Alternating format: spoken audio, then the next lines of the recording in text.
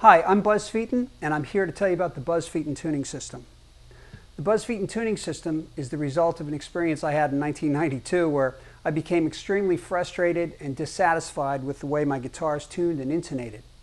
I was on the road in a sort of a high-pressure situation, intonation-wise, and I was very dissatisfied with the way my guitar sounded. And so every night I'd go out on stage for sound check, and I'd listen to the piano tuner tune. And with no tuner, he managed to get this keyboard with 88 notes sounding just wonderful every night. And yet my guitar with only 6 strings, it sounded terrible every night. So at that point, I sort of threw away the rule book and I said, you know, I'm gonna get my guitar to sound good to me so that it sounds right to me, and I don't care if it's following the rules or not, because like everyone else, I would have my guitars tuned and intonated to the standard method, meaning having the open strings read 0 on a tuner and intonating the 12th fret pitches also to read 0. And every time I did that, I'd have problems between chord shapes. One chord shape would sound good, and another chord shape would sound terribly out of tune.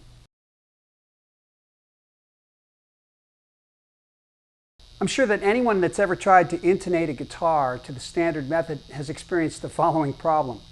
You'll set everything up by the book, you'll make everything read 0 on a tuner, and you'll take the guitar off the bench and you play the following 2 chords, and this is what it'll sound like. The bar A chord just sounds perfect, and then you'll play a bar D shape and it'll just sound dreadful. Does everybody hear that? Bar A sounds perfect. The bar D, it sounds really out of tune. So the first thing you do is you reach for the tuner and you try to flatten that B string to make your bar D chord sound in tune, and you start the cycle of endlessly chasing your tuning, chasing your tail, trying to fix the tuning from chord shape to chord shape.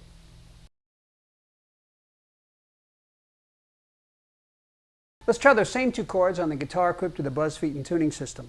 The bar D, the bar A, the bar D, the bar A. I'm sure you can all hear that both those chord shapes sound pleasant on the guitar equipped with the Buzz Feiten Tuning System.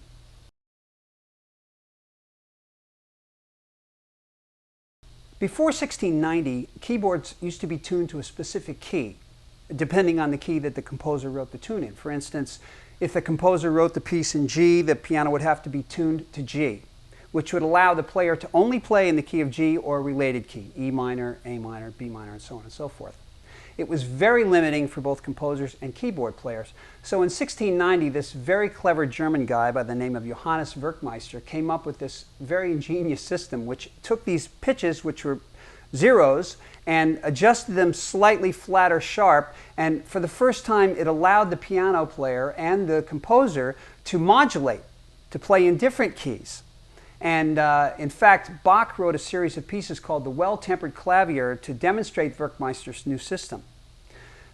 The Buzz Feiten Tuning System borrows the philosophy of Werkmeister's system in that we take the commonly accepted system of tuning and intonating everything to 0, and we move these pitches very slightly to resolve the chord shape problems that we demonstrated earlier. Let's listen to some intervals on the guitar equipped with the Buzz Feiten Tuning System. 5th, 4th, 3rd, minor 3rd. One more time. 5th, 4th, 3rd, minor 3rd. Does everybody hear that all of those intervals sound pleasantly in tune? They all sound in tune to the ear. Well, guess what? They're out of tune. Technically, they're out of tune. In the same way that Werkmeister's pianos are out of tune. Werkmeister's system, by the way, is the commonly accepted intonation standard in the Western Hemisphere. So let me explain what's going on here. Now, I played those 2 intervals between the G and B string, which is typically a terrible problem area on the guitar. I get more complaints about those intervals between those 2 strings than anything else, and my own experience bears that out, that I had more trouble getting the G and B string to agree with each other than any other strings on the guitar. Let me explain what we're doing here.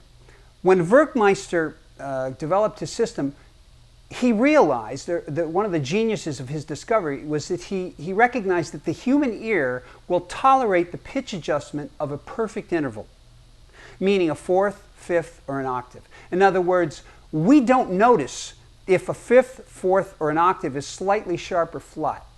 However, the human ear will tolerate no sharpness from a third, a sixth, or a tenth. In fact, we prefer, as humans, to hear those intervals where the third is flat to the fundamental. Okay? So what Werkmeister did is he borrowed small amounts of pitch from perfect intervals, meaning fourths, fifths, and octaves, in order to so-called sweeten up the thirds, the sixths, and the tenths. The Buzz Feiten Tuning System uses the same techniques, and let me describe the way we do it.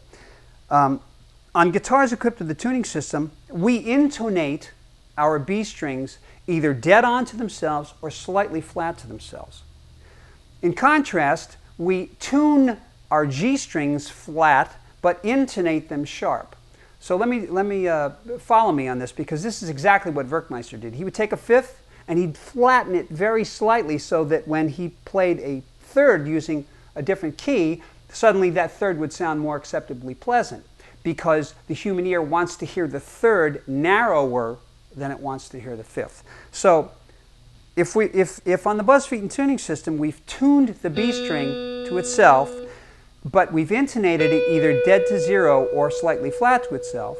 In contrast, if we take the G string and it's tuned to, let's say, -2, but intonated to +1, okay, what have we done to this interval?